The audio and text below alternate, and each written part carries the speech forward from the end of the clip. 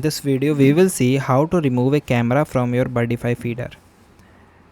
Deattach and reset the device setup. So guys, if you want to remove the camera from your Birdify feeder, for this guys, first of all unplug the solar panel cable from the camera, then remove the camera, locate the thumb screw screwing the camera inside the house. Okay, then unscrew and plug. So unscrew the thumb screw while holding the camera screw to prevent it from dropping. Slide the camera straight out the compartment.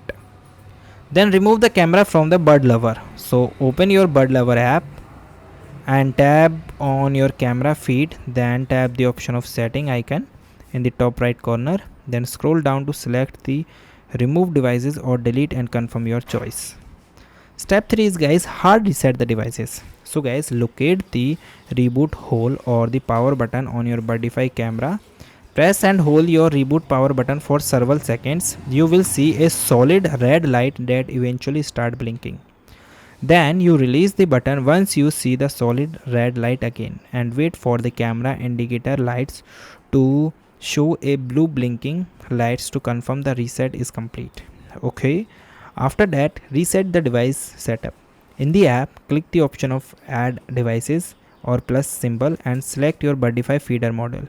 Then follow the on-screen prompts to connect to your home Wi-Fi network. The app will generate a QR code. Point your Birdify camera lens directly at your phone screen so it can scan the QR code and pair. Once connected, place the camera back into the feeder housing and tie it with the thumb screw and then plug the solar cable back in.